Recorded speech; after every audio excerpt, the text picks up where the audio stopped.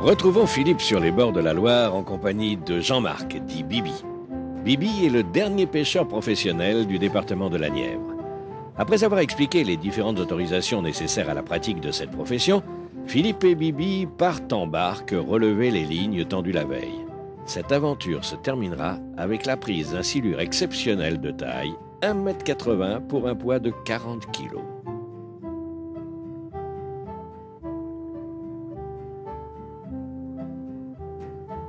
Bibi, pêcheur professionnel.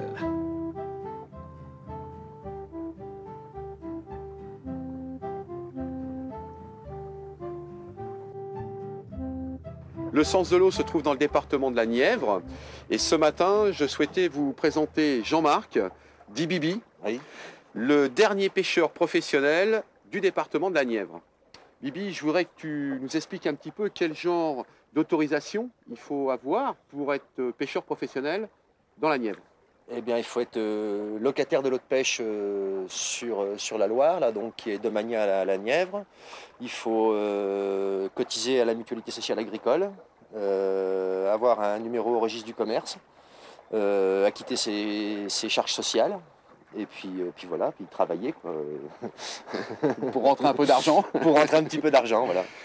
Le fait que tu sois le dernier, ça veut dire que c'est un travail qui est très difficile ou est-ce qu'il y a peu d'emplacements pour effectuer ce travail? Bah, oui, c'est un travail difficile quand on considère ça comme un travail. Moi, c'est quand même plus ma passion, hein. Bon, on vit bien à certaines époques de l'année, un petit peu moins bien à d'autres époques. Mais le travail par lui-même, je ne suis pas dans une notion de travail. Donc Même si je suis obligé d'avoir une rentabilité, mais je ne suis pas dans une notion de travail. Je ne pars pas travailler, je pars à la pêche. D'accord, donc c'est vraiment un choix dès le départ par voilà, rapport à un loisir. C'est un choix de vie, oui. Comment se passe ta journée? Eh ben, la journée en ce moment, elle commence le matin, on va relever nos lignes à silure. Donc là, on a une quinzaine de lignes de tendues qu'on va aller relever.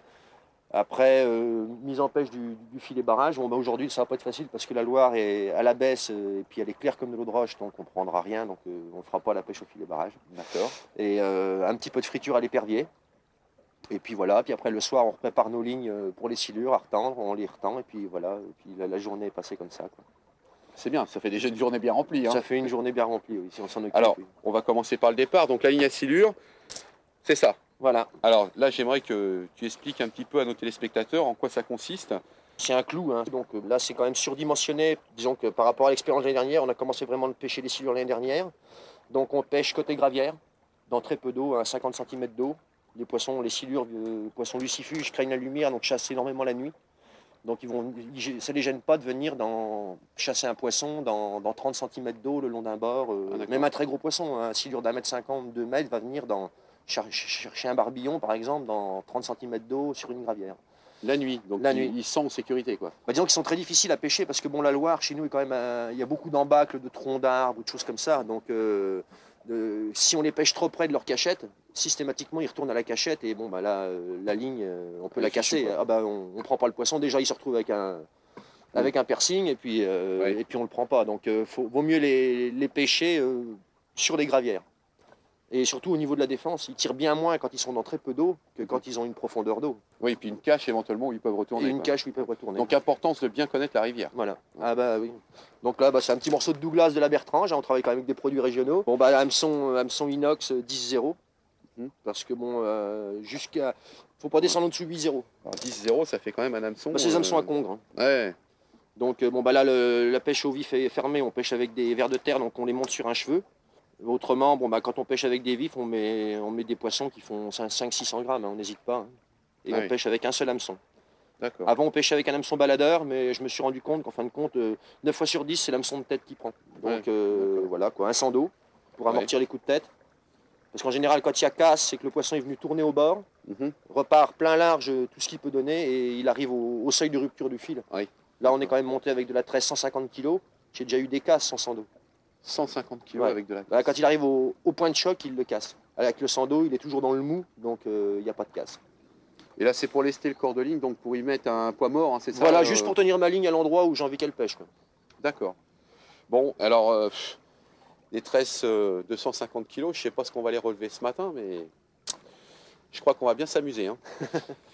Donc, bah, écoute, je crois que la première chose à faire, c'est d'aller faire la première partie de ton travail. Et ben on va les relever les lignes. Relever tout ça, qui ont été posées donc hier soir. Hier soir, oui. Hier soir, on a eu une dizaine de lignes de tendues. On va aller voir si elles ont bien travaillé. Bon, et ben je vous invite à nous suivre. On va aller voir s'il y a quelques beaux poissons à ramasser.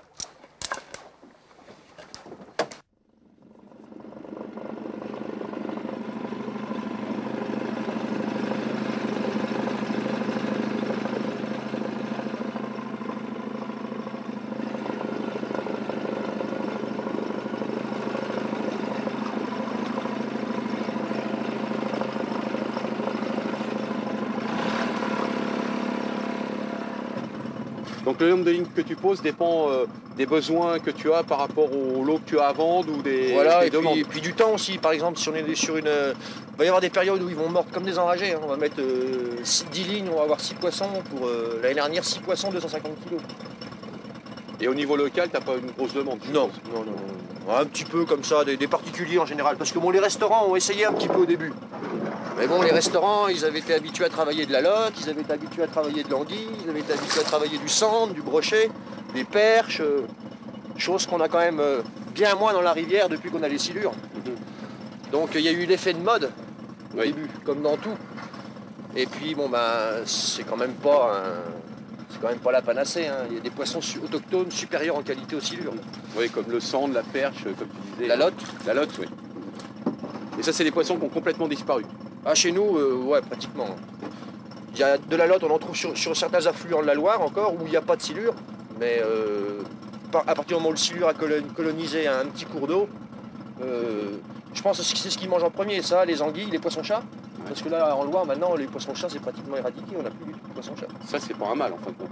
Ouais, enfin bon, à la limite, valait mieux avoir un petit peu de chat et puis une population de carnassiers, quoi. C'est vrai, parce que là, oui, on va avoir bientôt plus qu'une seule espèce, en fin de compte, qui va dominer, quoi. Donc on voit bien hein, les bancs de sable au niveau des veines. Hein, il y a des veines d'eau et des. C'est ce qu'on appelle un cul de grève. Un cul de grève. Ben là, c'est l'Allier, là. Ah, c'est l'Allier. Là, l'Allier arrive comme ça et la Loire ici, là. On est vraiment à la confluence. Et l'Allier charrie énormément de branches et de sable. De granulats, beaucoup de sable, que la Loire mange au fur et à mesure. On voit bien le travail de la Loire qui vient manger le sable, que l'Allier charrie. C'est deux rivières un peu similaires parce que ces bancs comme ça, la Loire, souvent il y a des endroits aussi où il y a des bancs de sable complètement découverts et puis les culs de grève.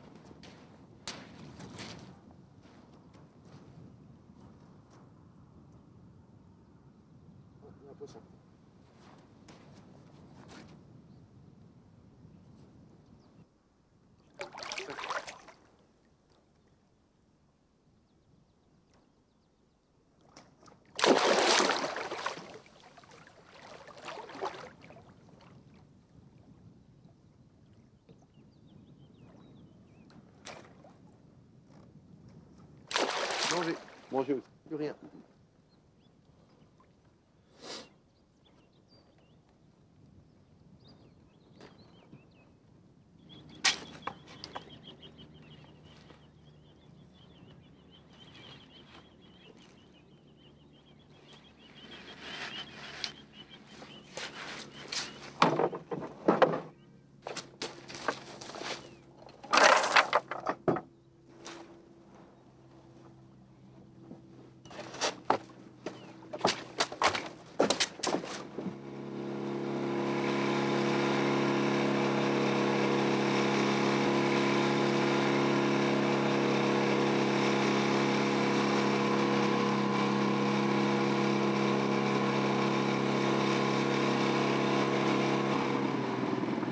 Là on approche un nouveau poste. Hein, ouais, là on a un méandre en bas là avec un empierrement avec une fosse de 4 à 5 mètres d'eau où il y a une population de silures.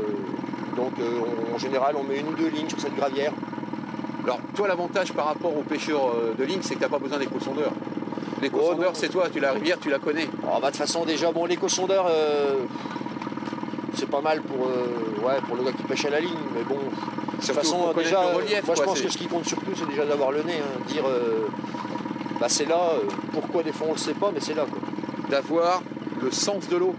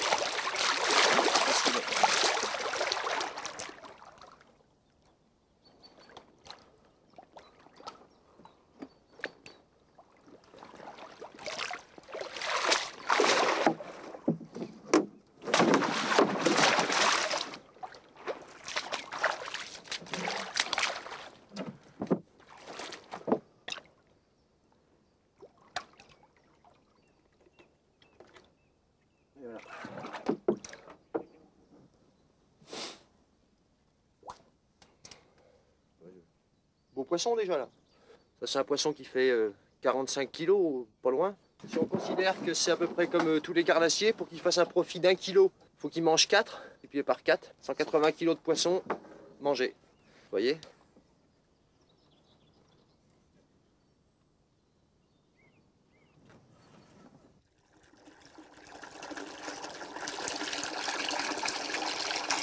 Donc c'est un poisson qui a mordu cette nuit. Donc ça peut faire 10 heures qu'il est au bout. Hein. Donc quand on arrive déjà, le gros du combat est fait. Hein. Vous voyez, le poisson s'est contorsionné, il s'est enroulé sur la ligne. Vous voyez toutes les rayures? Ça c'est le passage de la ligne qu'il a fait. Ils se mettent en virgule, et puis ils se contorsionnent dans le courant, et ils s'enroulent, ils s'emmaillotent, des fois ils sont tout roulés.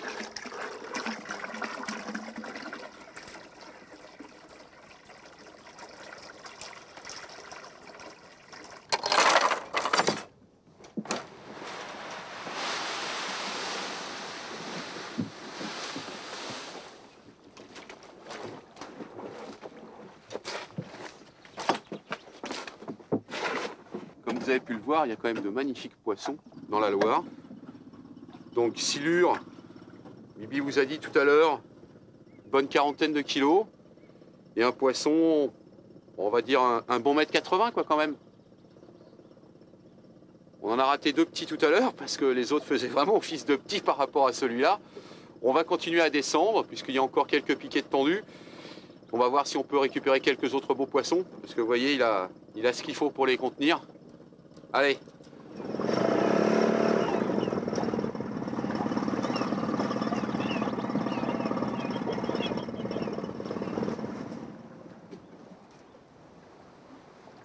Voilà, il y aura beaucoup de vie.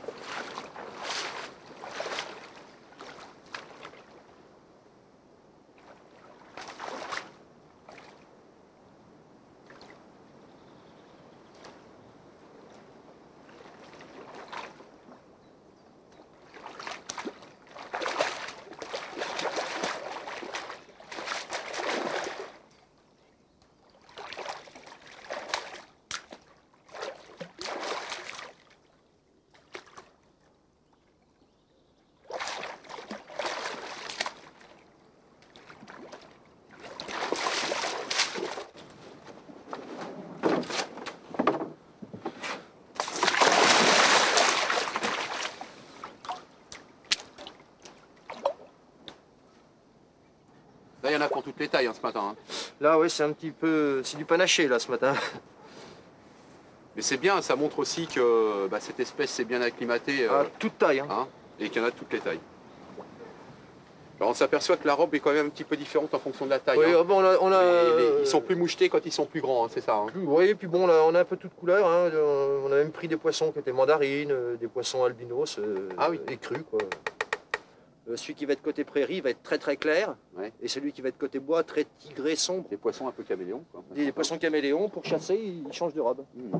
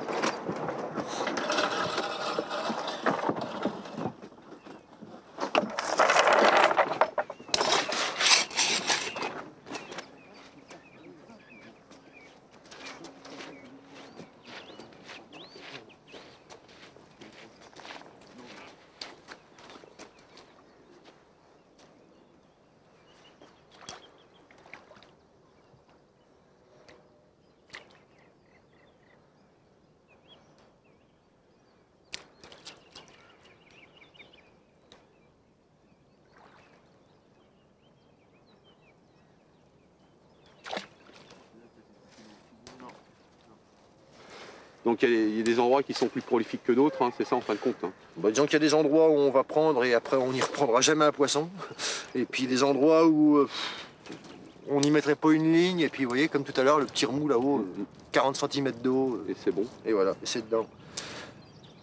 Oui, c'est aléatoire. Enfin, quand il ne faut pas hésiter à changer les emplacements.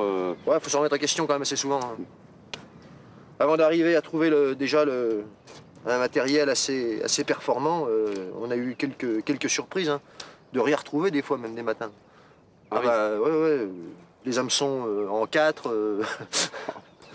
Là, celle-ci, elle a pêché, il y a un poisson qui est venu dessus parce que... Oui, apparemment, le cordon était un peu vrillé. Voilà. Ça, ouais. Puis le plomb perdu a fait son effet.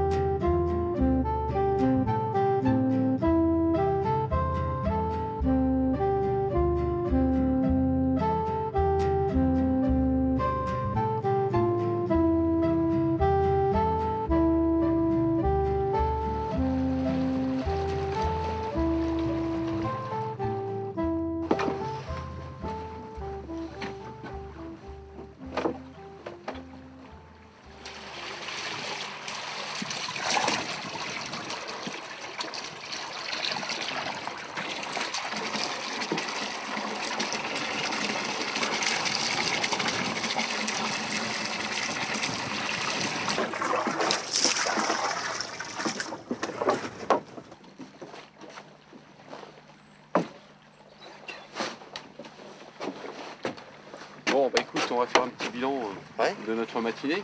Eh ben, une dizaine de lignes relevées. 4 poissons dont 2 décrochés. Enfin bon, en général, c'est les petits qu'on décroche. Hein. Les gros, en Je crois qu'il général, y en avait un qui était pas vilain, mais bon, c'est Ouais. vrai que c'était pas un bon ouais, bon une quinzaine de poisson. kilos, quoi, petit poisson. Alors, quand même un poisson fabuleux, même si c'est pas un record. Un poisson d'1,80 m, Ouais, c'est quand même. ça va, quelque ouais. chose de Bah, il y a une bonne correct. population hein, de poissons de cette taille-là, hein, en Loire, là.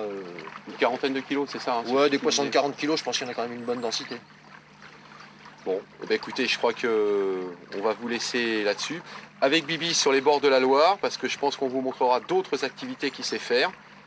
Et j'espère que ça vous aura plu.